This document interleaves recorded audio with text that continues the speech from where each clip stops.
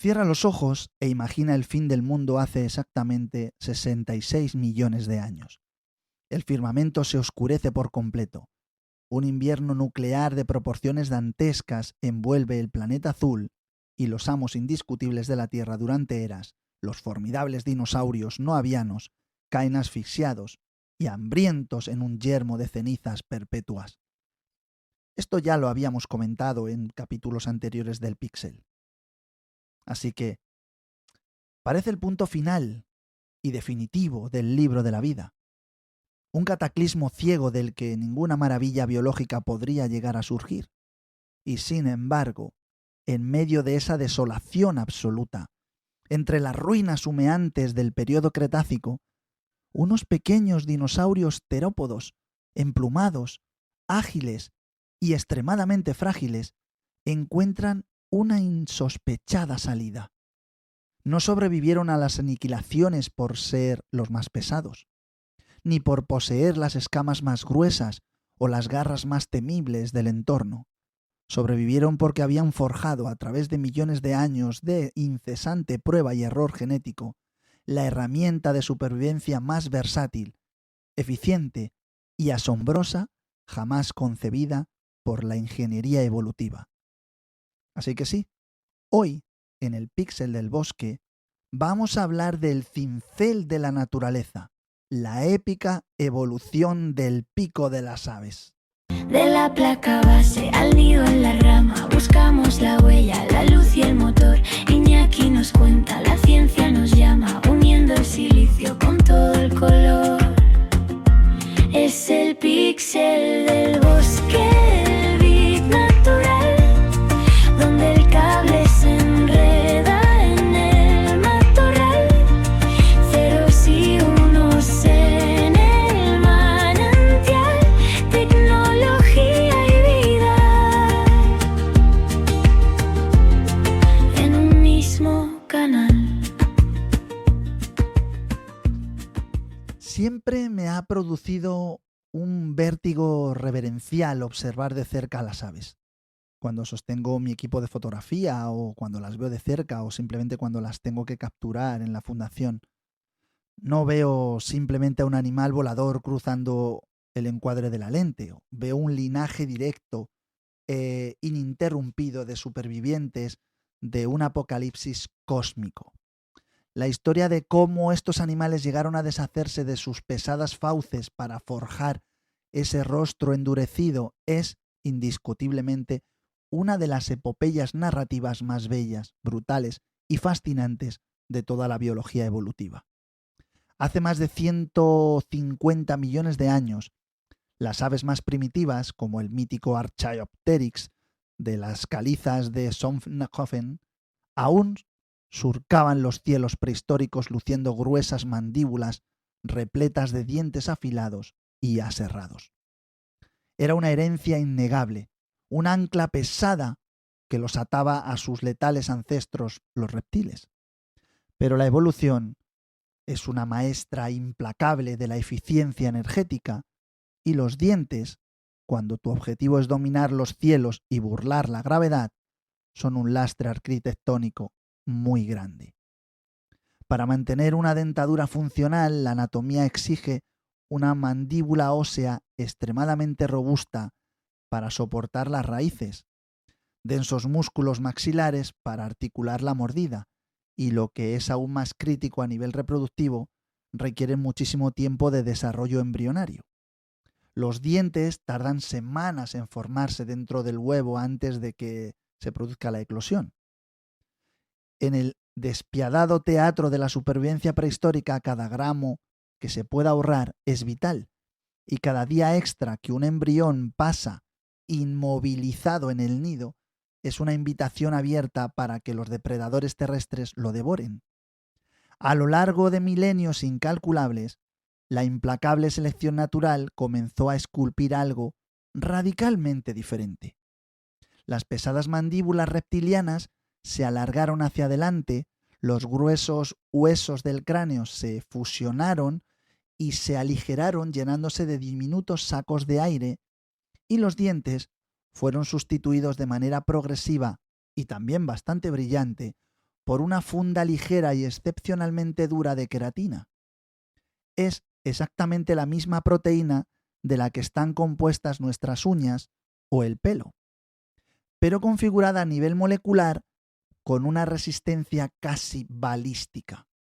Este revolucionario rediseño no solo desplazó el centro de gravedad del ave hacia sus alas y también hacia su pecho, lo que facilitó un vuelo muchísimo más acrobático y menos costoso en términos de kilocalorías, sino que redujo drásticamente el tiempo de incubación.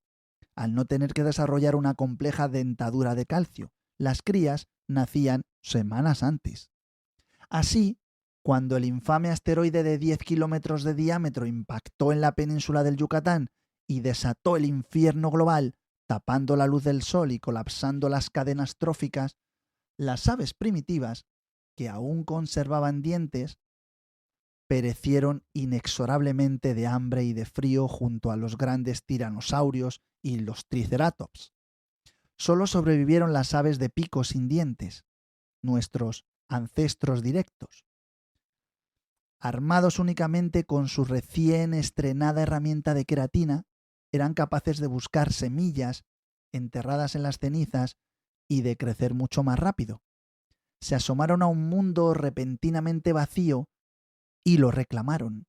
Lo reclamaron por derecho de supervivencia y fue suyo.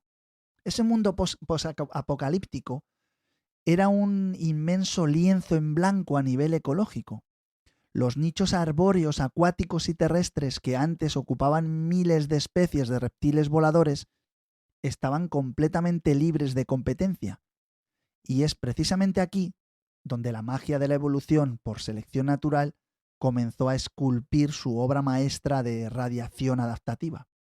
El pico que heredaron aquellos primeros y maltrechos supervivientes emplumados no era una estructura fija e inmutable.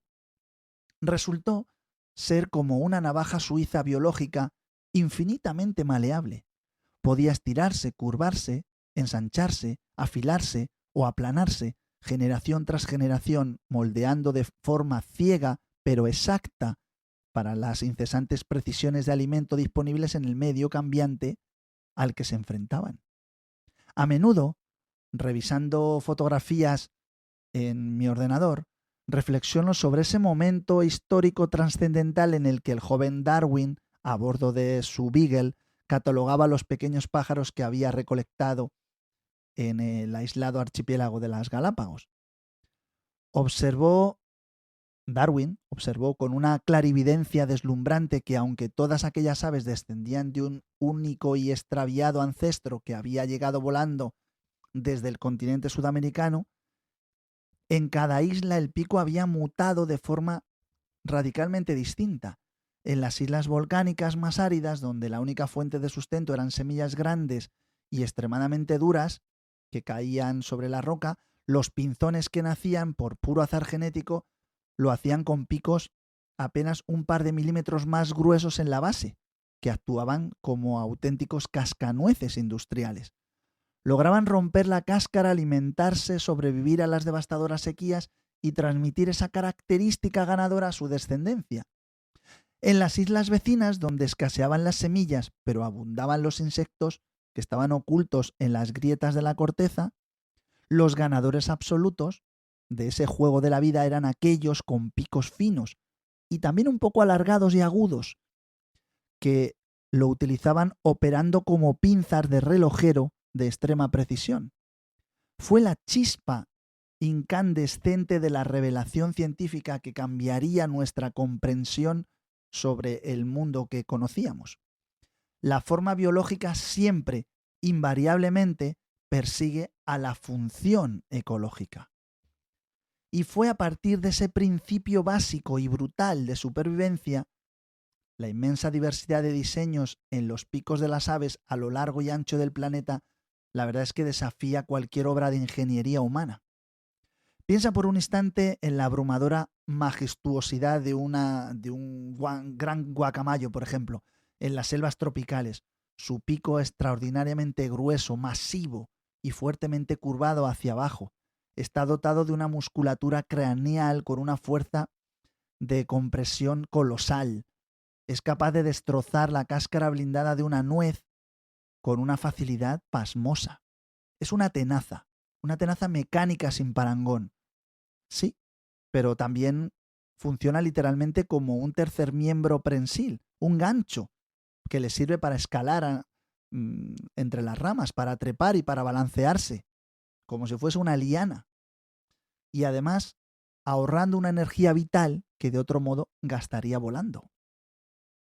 Si abandonamos las sofocantes humedades de la selva y nos trasladamos a la salinidad extrema de las marismas, y también en los lagos alcalinos, nos topamos de frente con la sofisticada elegancia del flamenco.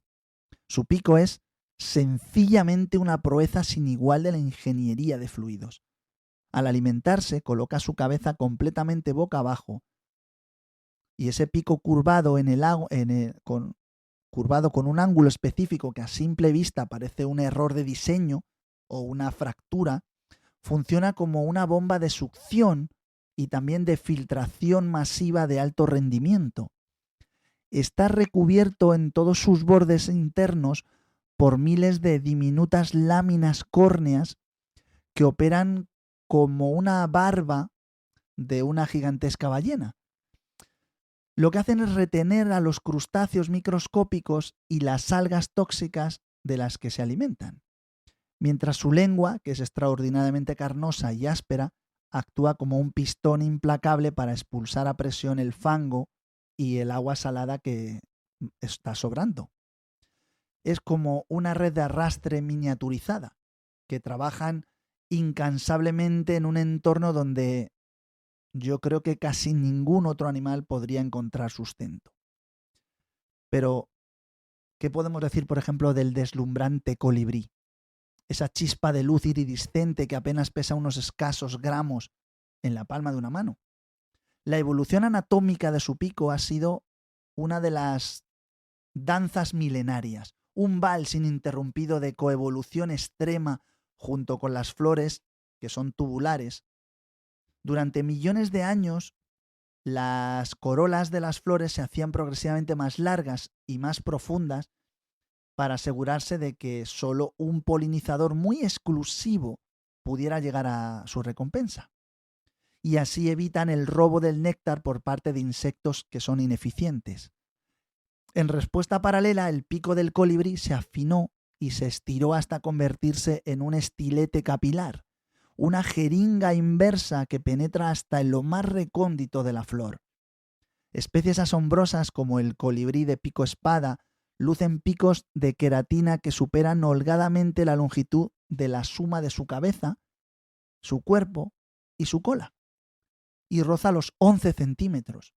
Esta desproporción asombrosa les permite exceder en exclusiva el tamaño de las flores, de las corolas de las flores, y así acceder a ese espacio que es inalcanzable para cualquier otra criatura del bosque, claro, o de la selva. Han asegurado su monopolio alimenticio y también su supervivencia a base de una precisión que es quirúrgica y que desafía las leyes del equilibrio en pleno vuelo estático. Pero si hay un especialista forestal, y ahora nos vamos a la fauna ibérica, que siempre me obliga a detener la marcha y levantar la vista, o los prismáticos, si los puedo tener en ese momento, con mucha admiración, es el humilde, discreto y prodigioso piquituerto. Este pequeño y robusto pájaro, habitante de los fríos bosques de coníferas, parece haber sido víctima en el nido de una malformación genética, y además una malformación algo trágica, con sus mandíbulas cruzándose de forma asimétrica y bastante violenta en la punta, la superior hacia un lado y la inferior hacia el lado opuesto. Sin embargo, al observarlo alimentándose acrobáticamente en lo alto de una rama de pino silvestre, comprendes en un instante el milagro absoluto de la física evolutiva. Ese pico torcido no es un error, es una palanca lateral hiperespecializada de diseño exclusivo. Es la única herramienta en toda la naturaleza vertebrada diseñada ex professo para insertarse a la fuerza y morder y abrir haciendo palanca de torsión las durísimas y cerradas y también pegajosas escamas de las piñas. Lo que le permite es que con su lengua prensil extraiga los nutritivos y vitales piñones, que es al final lo que está buscando. Y esto es la demostración empírica y también bastante brillante, y yo diría que hasta contundente, de que en el vasto mundo salvaje no existen las fealdades, ni los errores absolutos, sino las adaptaciones sublimes, específicas y también salvadoras de esos problemas mecánicos extremos.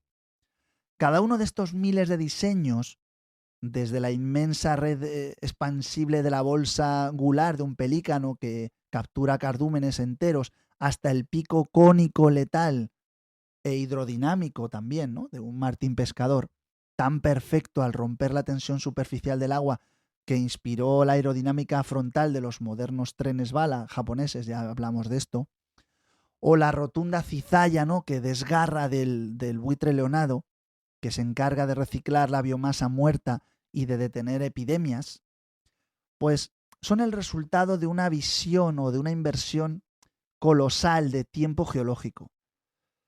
Han hecho falta cientos de miles de generaciones naciendo, muriendo, sufriendo en años de sequía y prosperando en la abundancia, para que vayan poco a poco perfeccionando lenta, sorda y ciegamente sus herramientas de queratina en la abrasadora fragua de esa selección natural.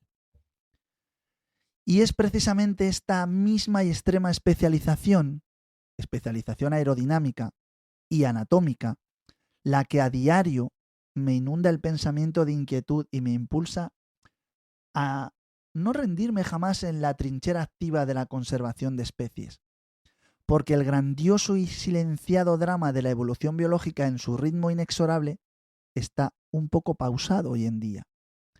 El pico de una especie concreta está adaptado milimétricamente al tipo de alimento, a la fenología de las plantas y a la estacionalidad climática que la naturaleza le ha ofrecido de forma constante durante eones.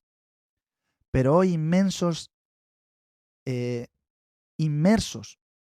de lleno en este antropoceno, los entornos naturales están siendo alterados a una velocidad bastante letal. No cambian en un compás de millones de años que permitan al ADN mutar y adaptarse suavemente. Están cambiando en cuestión de meras décadas. Cuando talamos indiscriminadamente un bosque maduro o alteramos drásticamente el clima global, estamos desincronizando la floración o incluso secando humedales. Estamos retirando bruscamente de la mesa el plato exacto para el que ese pico fue pacientemente diseñado. Un colibrí de montaña equipado con un estilete floral hiper especializado no puede de un año para otro empezar a alimentarse de insectos voladores. Y no lo puede hacer si sus flores desaparecen por el aumento de la temperatura, por ejemplo. Un piquituerto se enfrenta a la inanición segura si las grandes extensiones de pinares son talados. Así que la herramienta maravillosa por la que fue evolucionado le condiciona irremediablemente a que su ecosistema actual no cambie. En fin, llegamos así al final de este amplísimo episodio, yo creo que épico y emocionante, porque supone un viaje a través de los inmensos océanos del tiempo profundo y la asombrosa anatomía evolutiva. Observar detenidamente el pico de un ave, ya sea un imponente águila o un ágil gorrión, es tener el inmenso privilegio de contemplar un registro fósil vivo latiendo frente a nuestros propios ojos. Yo siempre digo que es como leer en riguroso tiempo real la victoria absoluta de la vida sobre la devastadora extinción. La paciencia inagotable de la naturaleza y la increíble plasticidad de la genética. Nosotros, los seres humanos, no desarrollamos picos especializados de queratina, pero desarrollamos a cambio una inmensa cantidad de otras cualidades. Y Entre ellas es un cerebro extremadamente complejo capaz de descifrar estas mismas leyes de la evolución. Y con ese poder intelectual, pues también, como se suele decir, un gran poder conlleva una gran responsabilidad. Y esta responsabilidad viene ligada a nuestra ética ineludible, ¿no?